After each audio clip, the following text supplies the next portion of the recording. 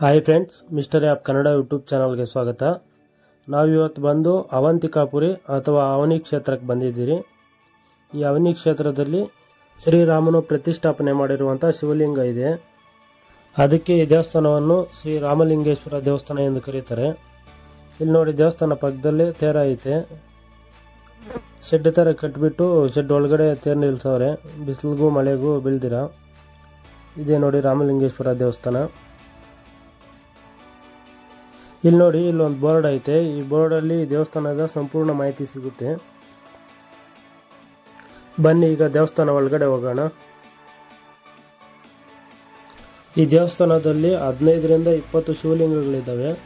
ಒಂದೊಂದು ಶಿವಲಿಂಗಕ್ಕೂ ಒಂದೊಂದು ಗರ್ಭಗುಡಿಯ ರೀತಿಯಲ್ಲಿ ದೇವಸ್ಥಾನವನ್ನು ಕಟ್ಟಿದ್ದಾರೆ. ತ್ರೇತಾಯುಗದ ನಂತರ ಈ ದೇವಸ್ಥಾನವನ್ನು ನೊಳಂಬರು, ಚೋಳರು ಮತ್ತು ವಿಜಯನಗರ ರಾಜವಂಶಸ್ಥರು ಆಳ್ವಿಕೆ ಮಾಡಿದ್ದಾರೆ. ಇಲ್ಲಿ ನೋಡ್ಬೋದು ನೀವು ಈ ಕೆತ್ತನೆಯನ್ನು.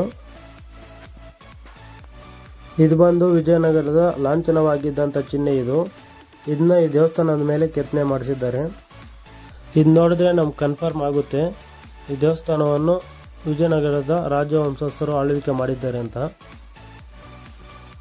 ಶ್ರೀರಾಮನು ಇಲ್ಯಾಕೆ ಪ್ರತಿಷ್ಠಾಪನೆ ಮಾಡಿದ್ನು ಶಿವಲಿಂಗನ ಅಂದರೆ, ಲವಕುಶರು ಮತ್ತು ಶ್ರೀರಾಮನು ಯುದ್ಧ ಮಾಡ್ತಾರಲ್ವಾ, ಆ ಯುದ್ಧದ ಪರಿಹಾರಕ್ಕಾಗಿ ಇಲ್ಲಿ ಸ್ವಂತ ಶ್ರೀರಾಮನೇ ಶಿವಲಿಂಗವನ್ನು ಪ್ರತಿಷ್ಠಾಪನೆ ಮಾಡ್ತಾನೆ. ಜೊತೆಯಲ್ಲಿದ್ದಂಥ ಲಕ್ಷ್ಮಣ, ಭರತ, ಶತ್ರುಘ್ನ, ವಾಲಿ, ಸುಗ್ರೀವ ಎಲ್ಲರೂ ಸೇರಿ ಒಂದೊಂದು ಶಿವಲಿಂಗವನ್ನು ಪ್ರತಿಷ್ಠಾಪನೆ ಮಾಡ್ತಾರೆ. ಪ್ರತಿಯೊಂದು ದೇವಸ್ಥಾನದ ಮುಂದೆನೂ ಬೋರ್ಡ್ ಹಾಕಿದ್ದಾರೆ, ಯಾರು ಇಲ್ಲಿ ಪ್ರತಿಷ್ಠಾಪನೆ ಮಾಡಿದ್ದಾರೆ ಅಂತ ಅವರು ಫುಲ್ ಇನ್ಫಾರ್ಮೇಶನ್ ಎಲ್ಲ ಅಲ್ಲಿರುತ್ತೆ. ಇಲ್ಲಿ ಶ್ರೀರಾಮನು ಶಿವಲಿಂಗವನ್ನು ಮಾತ್ರ ಪ್ರತಿಷ್ಠಾಪನೆ ಮಾಡ್ತಾನೆ. ನಂತರ ಚೋಳರು, ನೊಳಂಬರು, ವಿಜಯನಗರದ ರಾಜವಂಶಸ್ಥರು ಹಂತ ಹಂತವಾಗಿ ಈ ದೇವಸ್ಥಾನವನ್ನು ಸ್ಥಾಪನೆ ಮಾಡ್ತಾರೆ.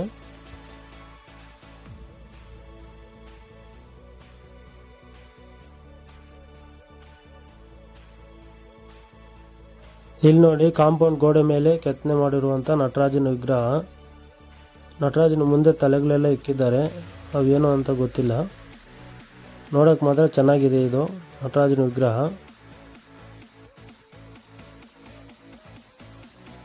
ಇದು ಬಂದು ಶತ್ರುಘ್ನ ಲಿಂಗೇಶ್ವರ ದೇವಸ್ಥಾನ. ಅಂದರೆ ಶತ್ರುಘ್ನರು ಪ್ರತಿಷ್ಠಾಪನೆ ಮಾಡಿರುವಂಥ ಶಿವಲಿಂಗ ಈ ದೇವಸ್ಥಾನ ಒಳಗಡೆ ಇರುತ್ತೆ.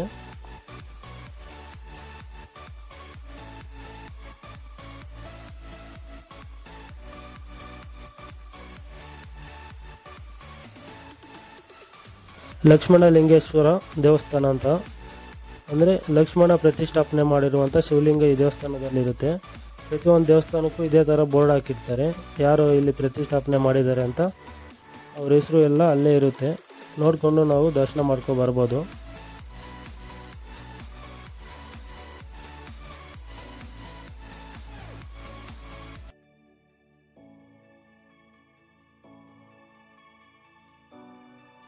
ಬನ್ನಿ ಈಗ ಒಳಗಡೆ ಹೋಗೋಣ.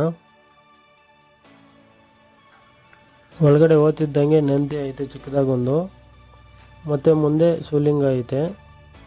ಈ ದೇವಸ್ಥಾನ ಒಳಗಡೆ ಬಂದರೆ ನೋಡೋದೇ ಸರಿಯಾಗುತ್ತೆ, ಮಾತೇ ಬರ್ತಾ ಇಲ್ಲ ಏನು ಹೇಳಕ್ಕೂ.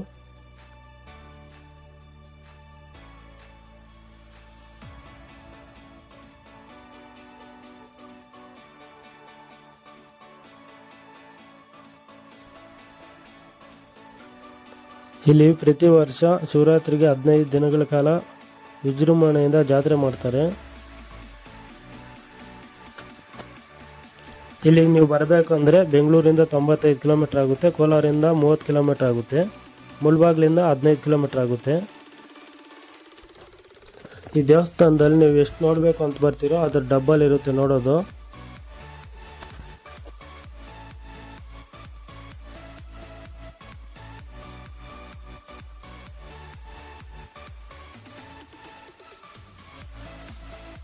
ಇದು ಬಂದು ಗಣೇಶನ ದೇವಸ್ಥಾನ. ಬನ್ನಿ ಈಗ ದರ್ಶನ ಮಾಡ್ಕೊಬರೋಣ ಗಣೇಶನ.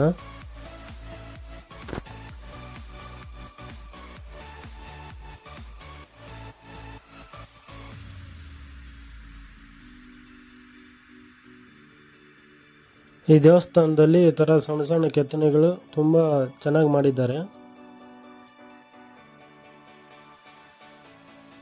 ರಾಮಲಿಂಗೇಶ್ವರ ದೇವಸ್ಥಾನದ ಹಿಂಭಾಗದಲ್ಲಿ ಬಂದಿರುವಂಥ ಗಿಡ ಇದು.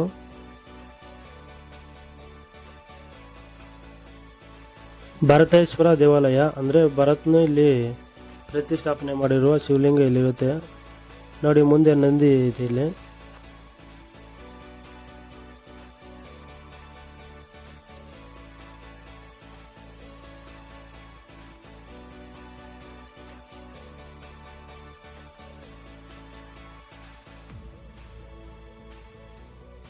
ಫೈನಲ್ ಆಗಿ ರಾಮಲಿಂಗೇಶ್ವರ ದೇವಸ್ಥಾನ ಅಂದರೆ ರಾಮನು ಪ್ರತಿಷ್ಠಾಪನೆ ಮಾಡಿರುವಂಥ ಶಿವಲಿಂಗ ಈ ದೇವಸ್ಥಾನ ಒಳಗಡೆ ಇರುತ್ತೆ. ಇನ್ನೂ ತೆಗೆದಿಲ್ಲ ದೇವಸ್ಥಾನ. ನಾವು ಬಂದು 8 ಗಂಟೆಗೆ ಬಂದ್ಬಿಟ್ರಿ. ಇವತ್ತು ಭಾನುವಾರ ಆಗಿರೋದ್ರಿಂದ ಪೂಜಾರಪ್ಪನು 9 ಗಂಟೆಗೆ ಬರ್ತಾನಂತೆ ನೋಡಿ. ದೇವಸ್ಥಾನ ಮುಂದೆ ಈ ಕೆತ್ತನೆಗಳು ತುಂಬ ಚೆನ್ನಾಗಿ ಕೆತ್ತನೆ ಮಾಡಿದ್ದಾರೆ.